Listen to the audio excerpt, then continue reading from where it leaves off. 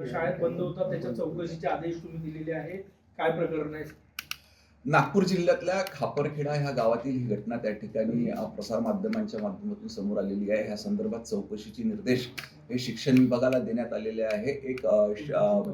एक छोटा मुलगा हा जो अंगणवाडी मध्ये त्या ठिकाणी येत होता, तो भोजनाच्या निमित्तानं शाळेमध्ये आला होता, परंतु मग रात्रीच्या वेळेस तो त्या ठिकाणी राहून गेला.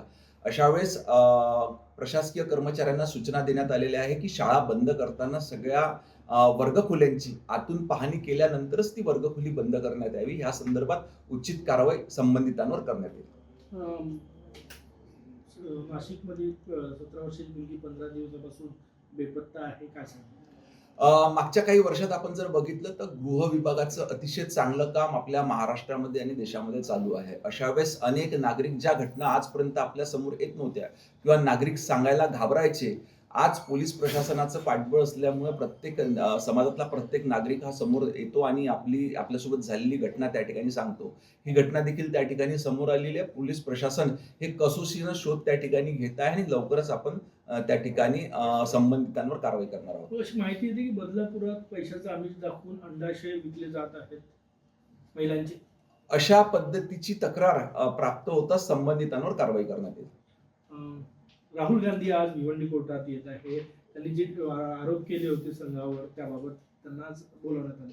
आपण बघितलं की मागच्या 10 ते 11 वर्षापासून संपूर्ण देशातल्या लोकांनी एकत्र येऊन त्या ठिकाणी विकासाच्या दिशेनं म्हणजेच भारतीय जनता पार्टी आणि ह्या देशाचे प्रधानमंत्री नरेंद्रजी मोदी यांच्या नेतृत्वात जे सरकार चालू आहे त्यांच्यावरती पूर्णपणे विश्वास ठेवलेला आहे.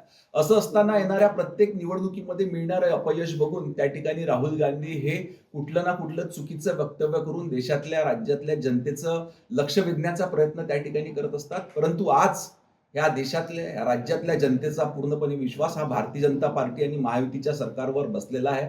त्याच्यामुळे अशा पद्धतीची कुठलीही कृती राहुल गांधींनी केली तरी जनता त्याकडे लक्ष देणार नाही. हो, नागपूर जिल्ह्यामध्ये फिजिक्स आणि केमिस्ट्रीचा पेपर 12वीचा फुटल्याची माहिती आहे.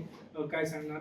तक्रार अशा पद्धतीची तक्रार अजूनपर्यंत आमच्याकडे आली नाही. जर का अशा पद्धतीने काही घटना घडली असेल तर संबंधित प्रकरणाची संपूर्ण सखोल चौकशी करण्यात येईल. मतदारांची सुरक्षा कपात करण्यात आली. आपल्या महाराष्ट्रामध्ये ज्या महत्वाच्या व्यक्ती आहेत त्यांना सुरक्षितता, सरकारी सुरक्षितता देण्याकरिता एक गुप्तचर विभाग आहे. तो अहवाल त्या ठिकाणी प्राप्त करून घेत असतो. मग एक समिती पुढे हा अहवाल ठेवल्यानंतर ती समिती त्या ठिकाणी सुनिश्चित करते की कुठल्या व्यक्तीला कुठल्या दर्जाची सुरक्षितता त्या ठिकाणी द्यायची. संबंधित समितीने घेतलेला तो निर्णय असा. राज ठाकरे यांनी टीका केली की महाराष्ट्र आयसीयू मध्ये आहे. आज आपण बघितलं की मागच्या 10 ते 11 वर्षाच्या कालावधीमध्ये देशात असो राज्यात असो, देशात सन्मान्य पंतप्रधान नरेंद्रजी मोदी आणि राज्यामध्ये सन्मान्य मुख्यमंत्री देवेंद्रजी फडणवीस यांच्या नेतृत्वात अनेक विकासाचे प्रकल्प, विकासाचे कामं संपूर्ण महाराष्ट्रामध्ये झालेली आहे. असं असताना देखील सातत्य मागच्या 20 ते 25 वर्षापासून राज ठाकरे यांना महाराष्ट्र नवनिर्माण सेना ह्या त्यांच्या पक्षाला आलेलं अपयश बघता ह्या पद्धतीचं चुकीचं वक्तव्य करून महाराष्ट्रातल्या जनतेचं लक्ष वेधण्याचा प्रयत्न करतात.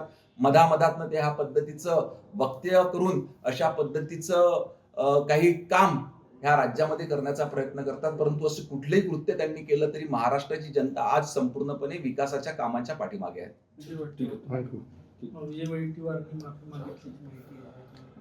चंद्रपूर महानगरपालिकेमध्ये नगरसेवकांच्या निवडणुका झाल्यानंतर कुठल्याही एका पक्षाकडे त्या ठिकाणी बहुमत नव्हतं. सर्व पक्ष हे आपापला महापौर बसला पाहिजे असा प्रयत्न त्या ठिकाणी करत होते. परंतु स्थानिक नगरसेवकांनी शेवटी एक निर्णय घेतला की भारतीय जनता पार्टी आणि महायुतीच या राज्यामध्ये आणि आपल्या चंद्रपूर शहराचा विकास करू शकतो. त्याच्यामुळे नगरसेवकांनी एकत्रित येऊन त्या ठिकाणी भाजपचा महापौर बसविण्याचा निर्णय घेतला आणि आज चंद्रपूर महानगरपालिकेमध्ये देखील भारतीय जनता पार्टीचा महापौर बसलेला आहे. चंद्रपूरच्या एका नामांकित शाळेमध्ये 8वीतल्या मुलींवर जे आहे ते विनयभंगाचा प्रकार समोर आलाय. कारवाई झाली, अटक करण्यात आली शिक्षकांवर. मात्र अशा पद्धतीने मुलींच्या शाळांमध्ये जे घटना घडते या संदर्भात काय गृह विभाग जे आहे ते करत आहे? नाही, या संदर्भात इतिहासामध्ये जेव्हा अशा घटना घडल्या त्यावर आपण तात्काळ कार्यवाही करून संबंधितांवर कठोर कारवाई देखील केलेली आहे. अशी घटना ती झाली असेल तर आम्हाला प्राप्त झालेल्या तक्रारीच्या अनुषंगाने सखोल चौकशी करून त्यांच्यावर देखील कारवाई करण्यात येईल. लोकशाही मराठी ऐका, पहा, जागरूक रहा.